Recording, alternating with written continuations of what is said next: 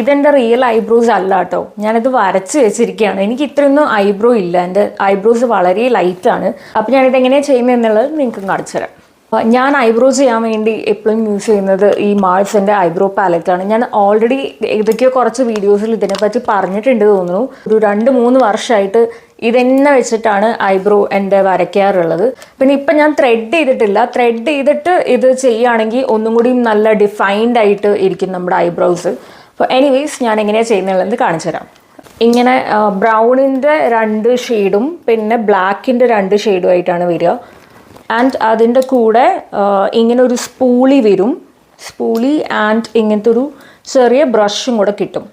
Okay, അപ്പോൾ ഞാൻ ഇതിൽ എന്താ ചെയ്യാറെന്ന് വെച്ചാൽ ആദ്യം സ്പൂളി വെച്ചിട്ട് ഞാൻ എൻ്റെ ഐബ്രോ ജസ്റ്റ് ഒന്നിങ്ങനെ അപ്പ് ചെയ്ത് കൊടുക്കും. നിങ്ങൾക്ക് കാണുമ്പോൾ തന്നെ അറിയുന്നുണ്ടാവുമല്ലോ അല്ലേ, എനിക്ക് തീരെ ഐബ്രോസ് ഇല്ല, വളരെ ലൈറ്റാണ്. അതിന് ശേഷം ഈ ചെറിയ ബ്രഷ് ഉണ്ടല്ലോ അതെടുത്തിട്ട് ഞാൻ ഇതിൽ ഈ ബ്ലാക്കും, അതായത് കുറച്ച് ലൈറ്റായിട്ടുള്ള ബ്ലാക്കില്ലേ, ഈ ബ്ലാക്കും ഈ കുറച്ച് ഡാർക്ക് ബ്രൗണും എടുത്തിട്ട് മിക്സ് ചെയ്യും. എന്നിട്ട് ഒരിക്കലും നമ്മുടെ ഐബ്രോൻ്റെ സ്റ്റാർട്ടെന്ന് തുടങ്ങാൻ പാടില്ല. അപ്പോൾ അത് അത്ര ശരിയാവില്ല, ലൈക്ക് കുറച്ച് ആർട്ടിഫിഷ്യലായിട്ട് തോന്നും. അപ്പോൾ ഞാൻ എപ്പോഴും മിഡിൽ വെച്ചിട്ടാണ് സ്റ്റാർട്ട് ചെയ്യാറേ. അപ്പോൾ ഐബ്രോൻ്റെ ഇവിടുന്ന് ഇങ്ങനെ ചെറുതായി ലൈൻ ചെയ്ത് കൊടുക്കും. ഓക്കെ, ഒരു മിനിറ്റ്. എപ്പോഴും മിഡിൽ നിന്ന് ഫില്ല് ചെയ്യാൻ നോക്കുക. മിഡിൽ നിന്ന് ഫില്ല് ചെയ്ത് എൻഡ് വരെ കൊണ്ടുവരിക. ത്രെഡ് ചെയ്തിട്ട് നമ്മളിത് ചെയ്യുകയാണെങ്കിൽ ഒന്നും കൂടി നല്ല ഡിഫൈൻഡ് ആയിട്ട് തോന്നിക്കും.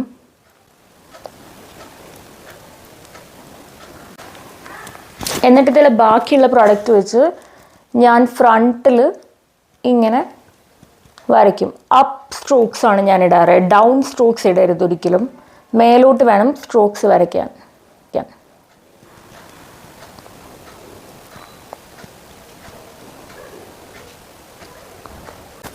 ഓക്കെ, അപ്പോൾ ഇതായി. ഇനി എവിടെയെങ്കിലും നിങ്ങൾക്ക് എക്സസ് ആയിട്ട് തോന്നുന്നുണ്ടെങ്കിൽ ഈ സ്പൂളി പോലത്തെ സാധനം ഞാൻ പറഞ്ഞില്ലേ, അത് വെച്ചിട്ട് ജസ്റ്റ് ഒന്നിങ്ങനെ ബ്ലെൻഡ് ചെയ്ത് കൊടുത്താൽ മതി. അപ്പോൾ അത് നല്ല ഈവൻ ആയിട്ടിരിക്കും.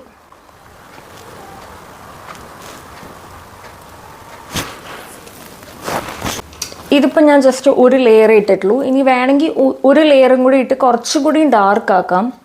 ഇപ്പം തന്നെ നിങ്ങൾക്ക് ഡിഫറൻസ് മനസ്സിലാവുന്നുണ്ടാവുമായിരിക്കും അല്ലേ. ഈ സൈഡ് ഞാൻ ചെയ്തിട്ടേ ഇല്ല, ഈ സൈഡ് ഞാൻ ഐബ്രോ വരച്ചതാണ്. ഓക്കെ, അപ്പോൾ ഇത്രയേ ഉള്ളൂ പരിപാടി. 2 മിനിറ്റ് കൊണ്ട് സുഖമായിട്ട് നമുക്ക് ഐബ്രോ ഫില്ല് ചെയ്യാം.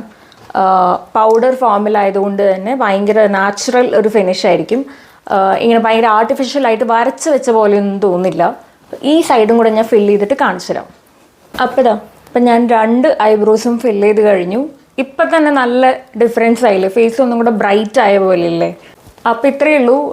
പണ്ട് ഞാൻ ആവണക്കെണ്ണയൊക്കെ വെച്ചിട്ട് ഐബ്രോ കുറച്ച് വളർത്താമെന്ന് വിചാരിച്ചിട്ടൊക്കെ ചെയ്ത് നോക്കിയിട്ടുണ്ടെങ്കിലും എനിക്ക് അത്രയും പേഷ്യൻസ് ഇല്ലാത്തതുകൊണ്ട് ഞാനത് ഒഴിവാക്കി.